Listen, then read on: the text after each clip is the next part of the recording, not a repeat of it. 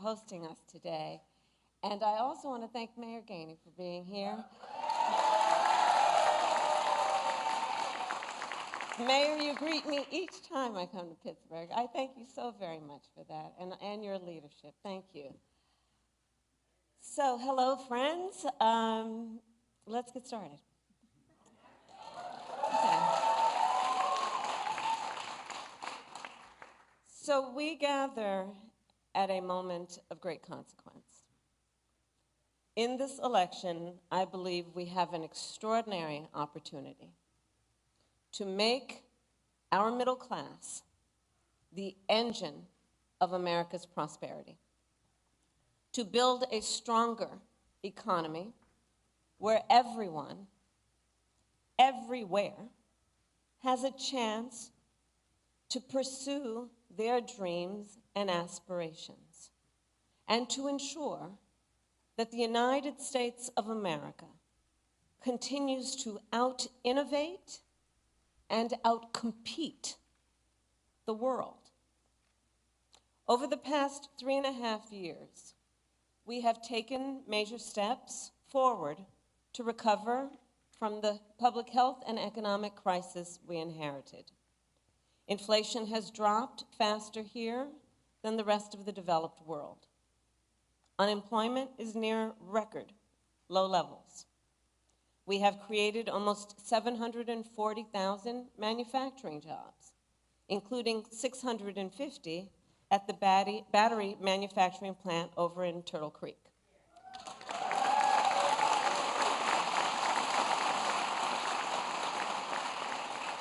And we have supported another 15,000 jobs at Montgomery Locks.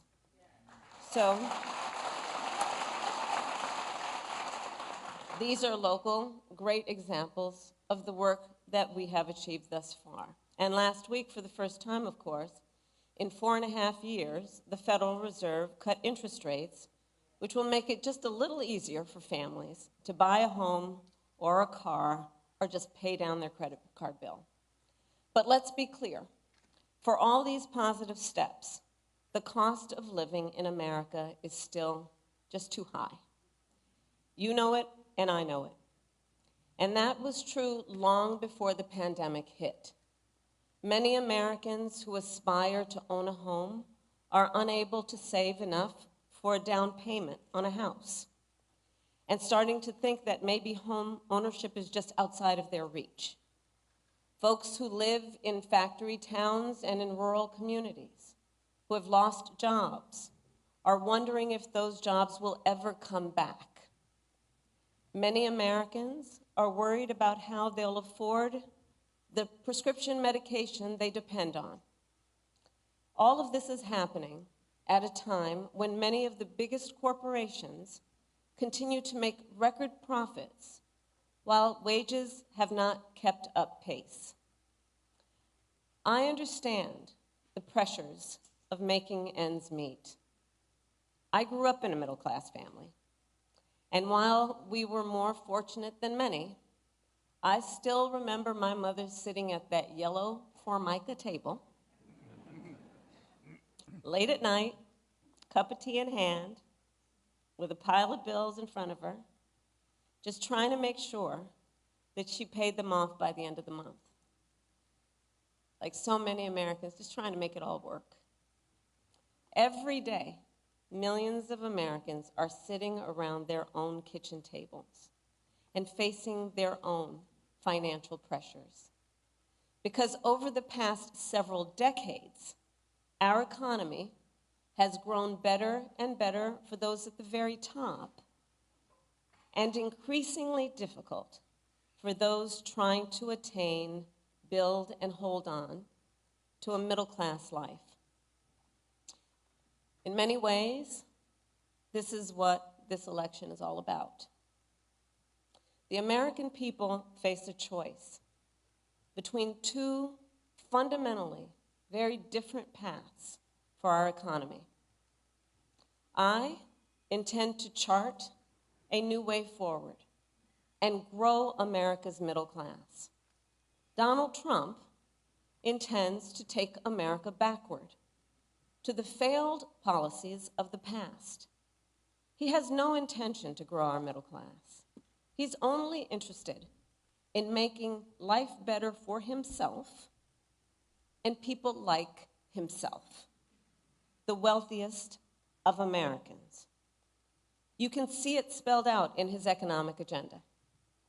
An agenda that gives trillions of dollars in tax cuts to billionaires and the biggest corporations, while raising taxes on the middle class by almost $4,000 a year, slashing overtime pay, throwing tens of millions of Americans off of health care, and cutting Social Security and Medicare. In sum, his agenda would weaken the economy and hurt working people and the middle class. You see, for Donald Trump, our economy works best if it works for those who own the big skyscrapers, not those who actually build them, not those who wire them, not those who mop the floors,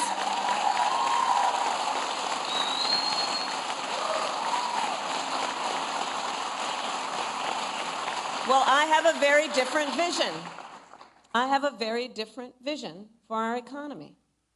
I believe we need to grow our middle class and make sure our economy works for everyone, for people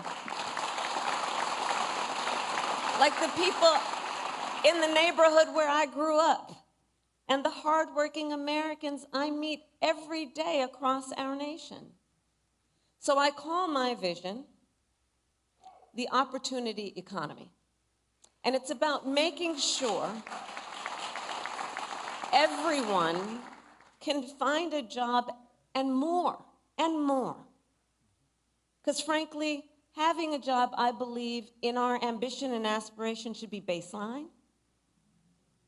And we should aspire and have the ambition and plan to do more. I want Americans and families to be able to not just get by, but be able to get ahead.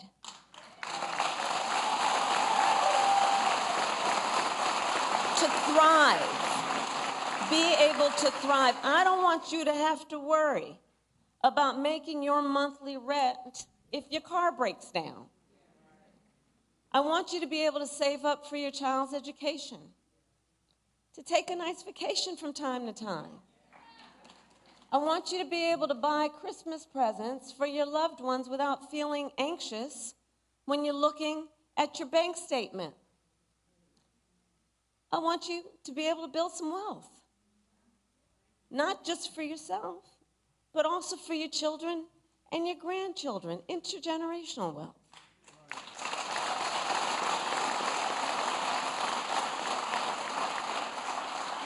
And here's the beauty of it all. We know how to build an economy like that. We do know how to unlock strong, shared economic growth for the American people. History has shown it, time and again. When we invest in those things that strengthen the middle class, manufacturing, housing, healthcare, education, small businesses, and our communities, we grow our economy and catalyze the entire country to succeed. I have pledged that building a strong middle class will be a defining goal of my presidency. And the reason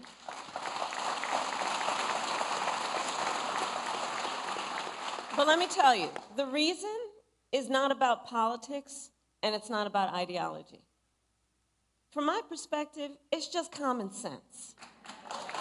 It's just common sense. It's actually what works.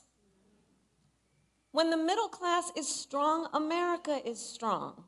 And we can build a stronger middle class. The American economy, we know this here. The American economy is the most powerful force for innovation and wealth creation in human history. We just need to move past the failed policies that we have proven don't work. And like generations before us, let us be inspired by what is possible. As president, I will be grounded in my fundamental values of fairness, dignity, and opportunity. And I promise you I will be pragmatic in my approach. I will engage in what Franklin Roosevelt called bold, persistent experimentation.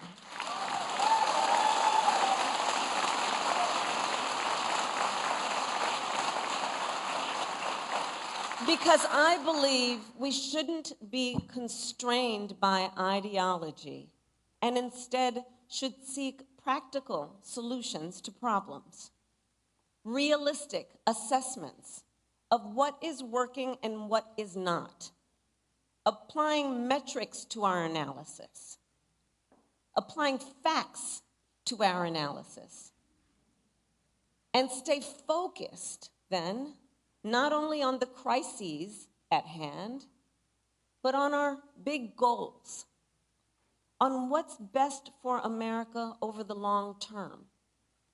And part of being pragmatic means taking good ideas from wherever they come. Listen, you all know my career. Andrea shared it with you. I am a devout public servant. I also know the limitations of government. I've always been and will always be, and be clear about this, I've always been and will always be a strong supporter of workers and unions. And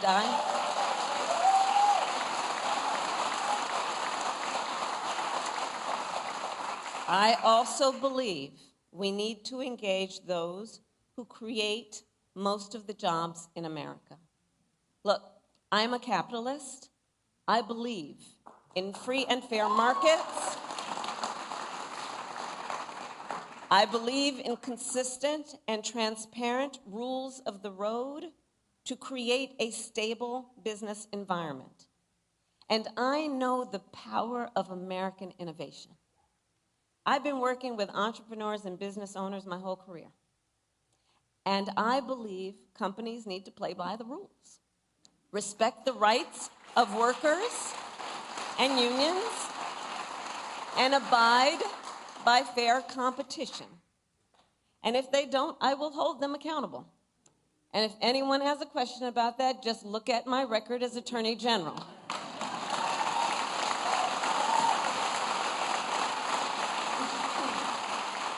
Look at my record in California, taking on the big banks for predatory lending, taking on big healthcare companies for conspiring to jack up prices, taking on a big for-profit college for scamming veterans and students. At the same time, I believe that most companies are working hard to do the right thing by their customers and the employees who depend on them. And we must work with them to grow our economy. I believe an active partnership between government and the private sector is one of the most effective ways to fully unlock economic opportunity. And that is what I will do when I am president. I will target the major barriers to opportunity and remove them. We will identify common sense solutions to help Americans buy a home, start a business, and build wealth. And we will adopt them. So let's start then with the first pillar of an opportunity economy, which is lowering costs. So I made that our top priority for obvious reasons, because if we want the middle class to be the growth engine of our economy, we need to restore basic economic security for middle-class families. To that end, the most practical thing we can do right now is to cut taxes for middle-class families and individuals.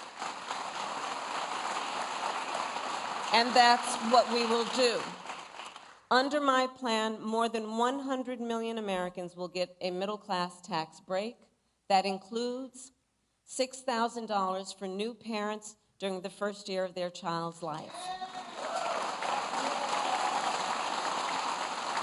To help families cover everything from car seats to cribs. We'll also cut the cost of child care and elder care. And finally, give all working people access to paid leave, which will help everyone caring for children, caring for aging parents, and that sandwich generation, which is caring for both.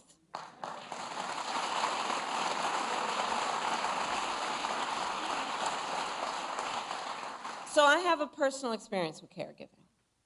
I remember being there for my mother when she was diagnosed with cancer, cooking meals for her, taking her to her appointments, just trying to make her comfortable, figuring out which clothes were soft enough that they wouldn't irritate her, and telling her stories to try and make her laugh. I know caregiving is about dignity. It really is. And when we lower the cost and ease the burdens people face, we will not only make it then easier for them to meet their obligations as caregivers, we will also make it more possible for them to go to work and pursue their economic aspirations. And when that happens, our economy as a whole grows stronger. Now, middle-class tax cuts are just the start of my plan. We will also go after the biggest drivers of cost for the middle class and work to bring them down. And one of those, some would argue one of the biggest, is the cost of housing. So here's what we will do. We will cut the red tape that stops homes from being built and take on, in addition, corporate landlords who are hiking rental prices. And we will work with builders and developers to construct 3 million new homes and rentals for the middle class, because increasing the housing supply will help drive down the cost of housing.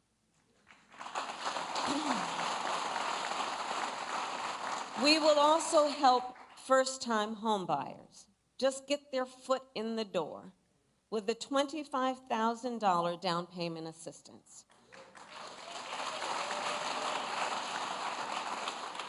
Because the goal is clear. Let's help more Americans afford to buy a home, which we know is a critical step in their ability to grow their wealth and intergenerational wealth. And we will work to reduce other big costs for middle-class families.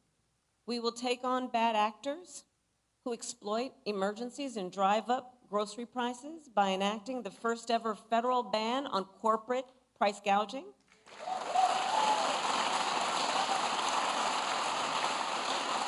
I had the experience of dealing with that when I was Attorney General. We will take on Big Pharma and cap the cost of prescription drugs for all Americans, just like we did for our seniors. Now, by contrast, Donald Trump has no intention of lowering costs for the middle class. In fact, his economic agenda would actually raise prices. And listen, that's not just my opinion. A survey of top economists by the Financial Times and the University of Chicago found that by an overwhelming 70 to 3% margin, my plan would be better for keeping inflation low. Objective economists have been very clear. The second pillar of an opportunity economy is investing in American innovation and entrepreneurship. So for the last century, the United States of America has been a beacon around the world. And as your vice president now for almost 4 years, I've been traveling the world, meeting with world leaders, meeting with foreign leaders, meeting with business people in various countries with which we have partnership. And I will tell you, America remains a beacon for what it means to inspire and invest in innovation. Not only for our ability to come up with some of the most breakthrough ideas, but also our ability to turn those ideas into some of the most consequential innovations the world has ever known. I believe the source of our success is the ingenuity, the dynamism, and enterprising spirit of the American people. To paraphrase, yes, it is, it's our nature. It's our nature. To paraphrase Warren Buffett, since the founding of our nation, there has been no incubator for unleashing human potential like America. And we need to guard that spirit. We have to guard that spirit. Let it always inspire us. Let it always be the source of our optimism, which is that spirit that is so uniquely American. And let that then inspire us by helping us to be inspired to solve the problems that so many face, including our small business owners. So as I travel the country, what I hear time and again from those who own small businesses and those who aspire to start them is that too often an entrepreneur has a great idea, not too often, that's good, and they have the willingness to take the risk, but they don't have access to the capital that they need to make it real. And as Andrea said, not everybody was handed on a silver platter $400 million and then filed for bankruptcy 6 times. Oh, I said that. I actually said that.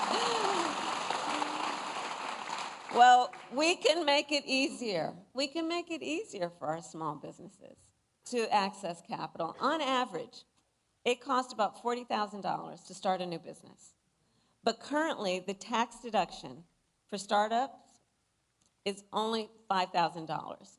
So currently, for startup costs, the tax deduction is $5,000. Well, in 2024, it is almost impossible to start a business on $5,000, which is why, as president, I will make the startup deduction 10 times richer, and we will raise it from $5,000 to $50,000 tax deduction. And provide low and no interest loans to small businesses that want to expand. All of which will help achieve our ambitious, some would say, but that's okay, let's be ambitious, our ambitious goal of 25 million new small business applications by the end of my first term. I know this is very achievable. And for anyone here who is a small business owner, works for a small business, or has a small business in your life, you understand what I'm talking about in terms of when we build up our small businesses, what that does to entire communities to lift them up economically, civically, culturally, and in every way. Small businesses, the point being, help drive our economy. And they create nearly 50% of private sector jobs. And they strengthen our middle class. And if we can harness the entrepreneurialism of the American people and unlock the full potential of aspiring founders and small business owners, I am optimistic that no one will be able to outpace us. By contrast, Donald Trump, when he was president, has been described by one of the nation's leading experts on small businesses in a piece he published in a major paper as not being good for small businesses. In fact, the title, wait, because I'm bearing the lead right now. One of the leading experts on small businesses published a piece in one of the major newspapers, and the title, I'm going to quote, "Does Donald Trump hate small businesses?" And their answer was yes. Their answer was yes. Because at the same time that Donald Trump was giving a tax cut to big corporations and billionaires, he tried to slash programs for small businesses and raise borrowing costs for them. Instead of making it easier, he actually made it more difficult for them to access capital. And that's not surprising, because Donald Trump just does not prioritize small businesses. He does not seem to value, frankly, the essential role they play. But look, when I look at small business owners, I see some of the heroes of our economy. Not only entrepreneurs, but as I said, civic leaders, community leaders, part of the glue that holds communities together. The third pillar of our opportunity economy is leading the world in the industries of the future and making sure America, not China, wins the competition for the 21st century.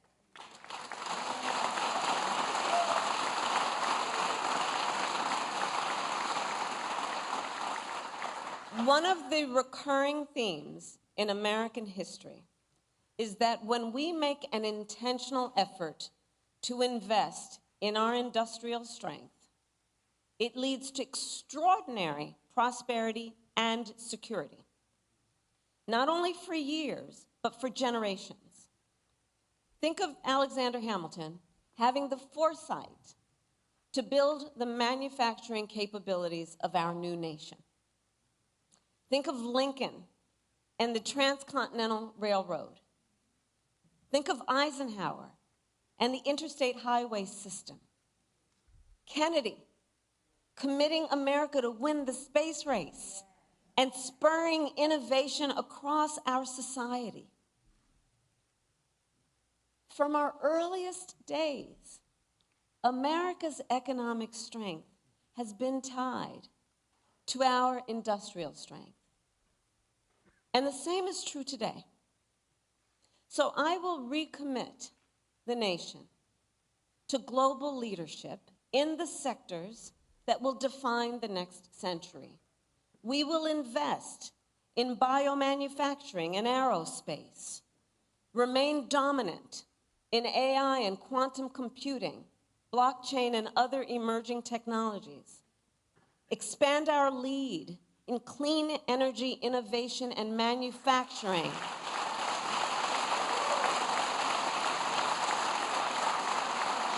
so the next generation of breakthroughs, from advanced batteries to geothermal to advanced nuclear, are not just invented, but built here in America by American workers.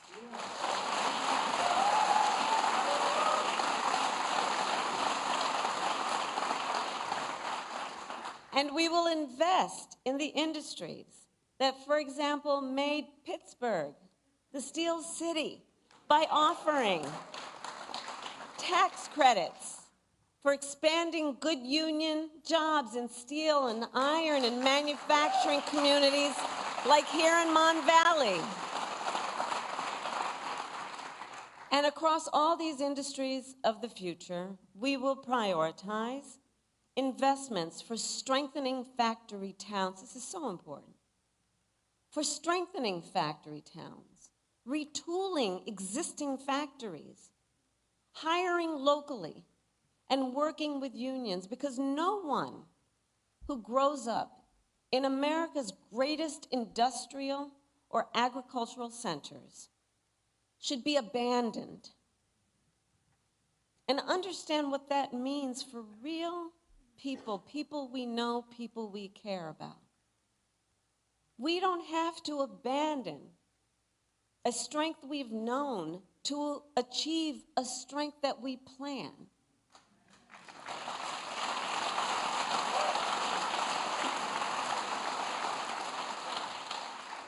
And here's what else we will do when I am president. We will double the number of registered apprenticeships by the end of my first term.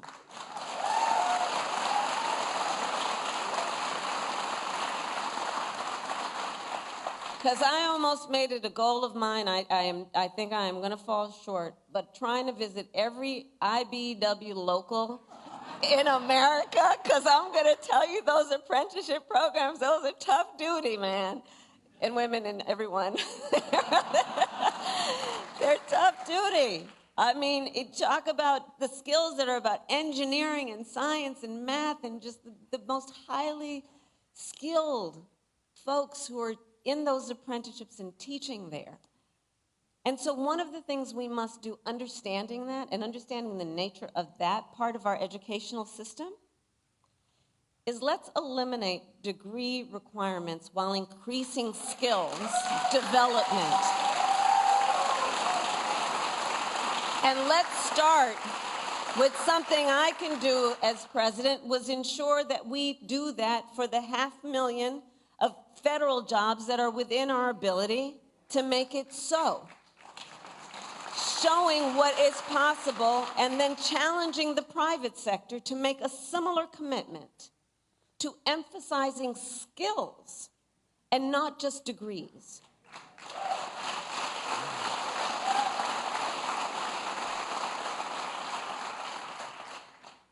And we will reform our tax laws to make it easier for businesses to let workers share in their company's success. And I will challenge the private sector to do more, to lift up workers through equity, profits, and benefits, so more people can share in America's success and prosperity.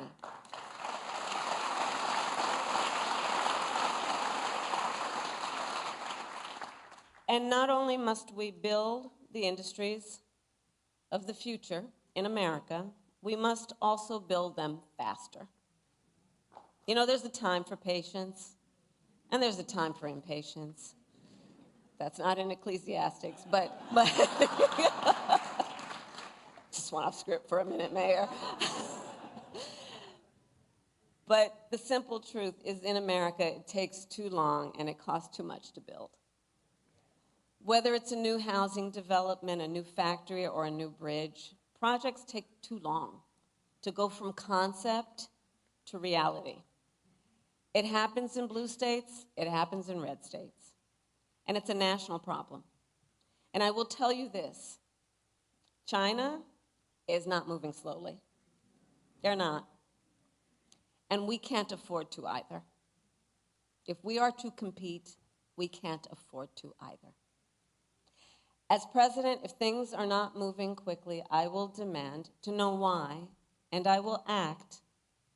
I will work with Congress, workers and businesses, cities and states, community groups and local leaders to reform permitting, to cut red tape, and get things moving faster.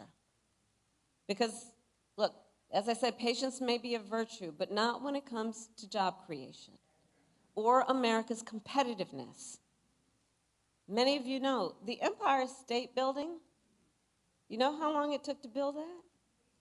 1 year. The Pentagon, you know how long that took? 16 months. No one can tell me we can't build quickly in our country.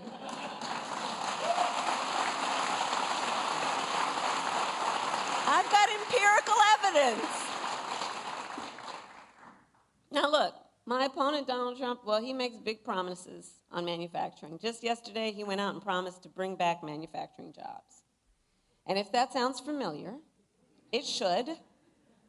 In 2016, he went out and made that very same promise about the Carrier plant in Indianapolis.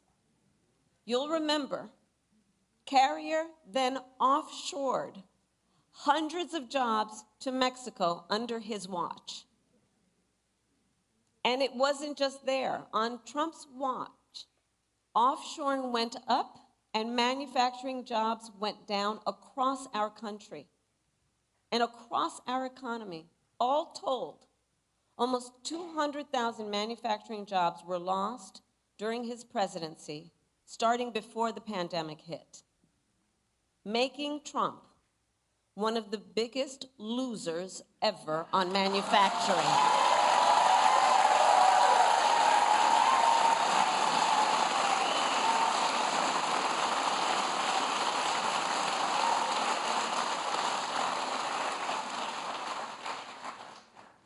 Donald Trump also talked a big game on our trade deficit with China.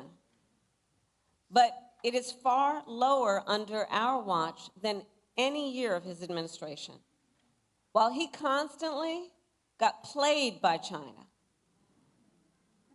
I will never hesitate to take swift and strong measures when China undermines the rules of the road at the expense of our workers, our communities, and our companies, whether it's flooding the market with steel, inferior, or at all, unfairly subsidizing shipbuilding, or hurting our small businesses with counterfeits. Recall, Donald Trump actually shipped advanced semiconductor chips to China, which helps them upgrade their military. Understand the impact of these so-called policies that really are not about a plan for strengthening our prosperity or our security. I will never sell out America to our competitors or adversaries. Never. Never. And I will always make sure we have the strongest economy and the most lethal fighting force anywhere in the world.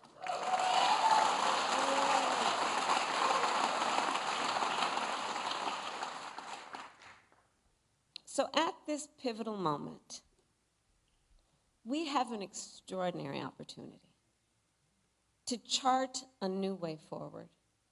One that positions the United States of America and all of us who are blessed to call this home for success and prosperity in the 21st century.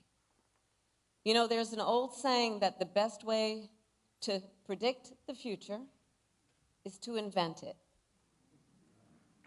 Well, that is the story of the Steel City. That is the story of the Steel City.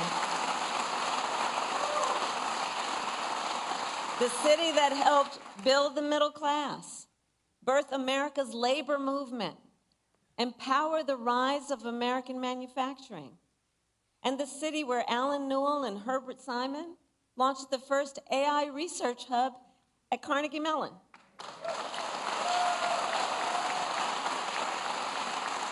And created entirely new fields like machine learning.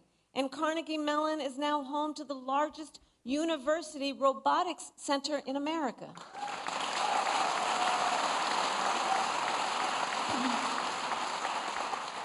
So the proud heritage of Pittsburgh, I so strongly believe, reveals the character of our nation. A nation that harnesses the ambitions, the dreams, and the aspirations of our people, seizes the opportunities before us because we see them, because we believe in them, and then invents the future. That is what we have always done. And that is what we must now do. And I know we will. I thank you all for inviting me. May God bless you. And may God bless the United States of America.